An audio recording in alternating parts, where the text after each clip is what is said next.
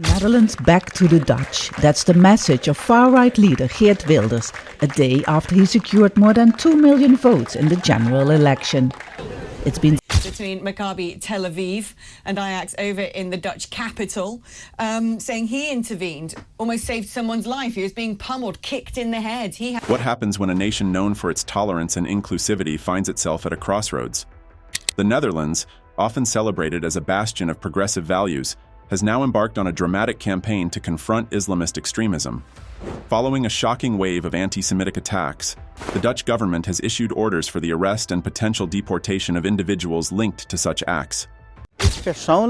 I personally think we need a change in the Netherlands. Let this man prove what he really has to offer.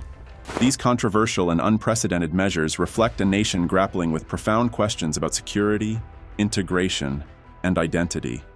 And described scenes where he believed, hundreds of people in coordinated gangs were going out hunting for Jewish people on the streets of Amsterdam. The attacks that ignited this crackdown were nothing short of horrifying. A group of Israeli soccer fans celebrating after a match in Amsterdam became the target of what some described as a Jew hunt. Videos circulating on social media show mobs hurling fireworks, shouting anti-Semitic slurs, and physically assaulting innocent people. Hostage situation now taking place. What we do know is there were gangs, Arab gangs is how they're being described, even in reports by the Financial Times, for example, who went out hunting for Jewish people and Israeli people. Dutch politician Geert Wilders, leader of the far-right party for freedom PVV, was among the first to demand immediate action. Labeling the perpetrators as multicultural scum, he called for their arrest and deportation. His remarks, though incendiary, struck a chord with many Dutch citizens outraged by the attacks. Amsterdam say they are worried about Wilders' strong anti-immigration stance, but don't want to be filmed. I'm shocked. I really didn't expect so many people would vote for him.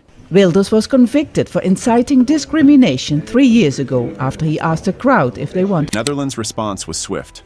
Law enforcement launched a large-scale operation, arresting more than 60 individuals suspected of involvement in the attacks. These arrests marked the beginning of a broader campaign to identify and detain those harboring extremist ideologies. While Wilders celebrated the crackdown, calling it a necessary step to protect the nation's values, critics argued that such measures could lead to further polarization. Wilders says he wants to be Prime Minister of all people in the Netherlands, but after 25 years of campaigning against Muslims, migrants and asylum seekers, some say his new tone doesn't sound convincing. For those who survived the attacks, the trauma runs deep. Accounts of victims hiding in alleyways, using anything they could to shield themselves from fireworks and mob aggression, paint a harrowing picture. Terror extended beyond the physical injuries inflicted. The psychological impact of being hunted down for one's identity is immeasurable. Wilders, the leader of the Dutch People's Party, Dutch Freedom Party, the PVV, have said there's been a pogrom in the streets of Amsterdam.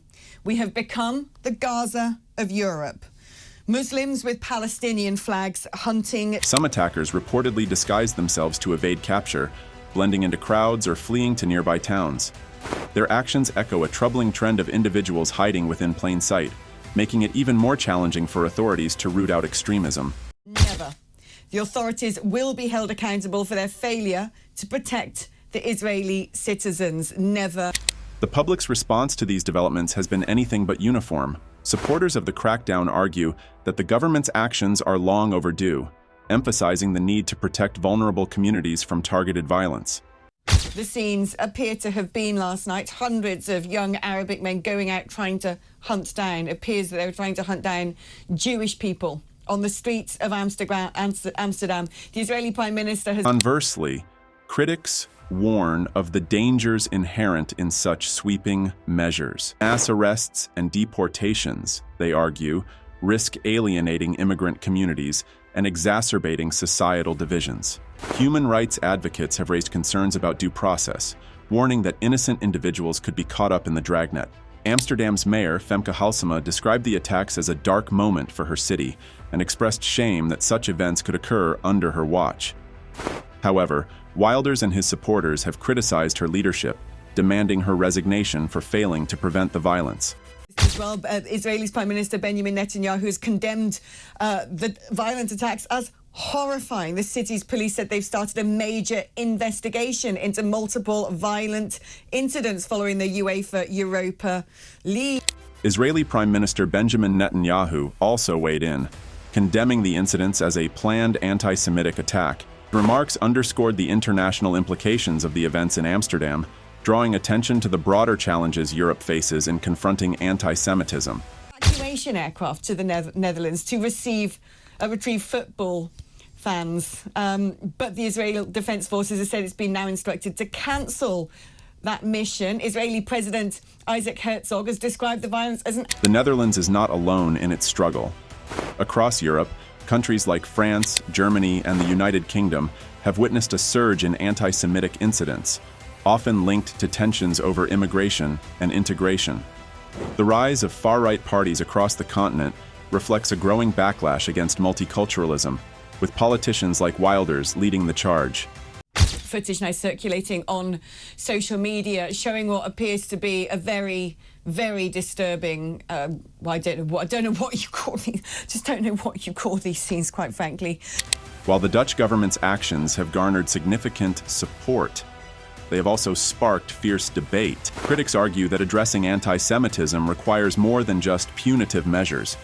They call for a comprehensive strategy that includes education, community engagement, and efforts to address the socio-economic disparities that often fuel resentment. I really didn't expect so many people would vote for him. Wilders was convicted for inciting discrimination 3 years ago after he asked a crowd if they wanted fewer Moroccans during a political speech. In the election campaign, he took a softer stance. Geert Wilders says he wants to be Prime Minister of all people in the Netherlands, but after 20... As the Netherlands navigates this turbulent period, it faces a complex array of challenges. Combating extremism while preserving civil liberties requires a delicate balance, one that demands both decisive action and thoughtful consideration. The government must address the immediate threat posed by radicalism while also working to build a more inclusive society. Has spoken to King Willem Alexander, and they have exchanged discussions. This is the most explicit warning to Europe about those who say globalize the Intifada. When they talk about Education will play a crucial role in this effort. By fostering greater understanding and dialogue, the Netherlands can help bridge the divides that fuel hatred. At the same time, robust measures to enforce the law and protect vulnerable communities are essential to restoring public confidence. Things emerging now that have taken place in Amsterdam are truly horrifying. We know that 5 people have been conveyed to hospital. Other reports are suggesting 10 people might have been injured. There are other unconfirmed reports suggesting that... The recent events in Amsterdam mark a watershed moment for the Netherlands. As the nation confronts its darkest fears, it must also seize the opportunity to reaffirm its commitment to justice, equality, and human dignity. Whether this moment becomes a catalyst for positive change or a step toward deeper divisions will depend on the choices made in the weeks and months ahead.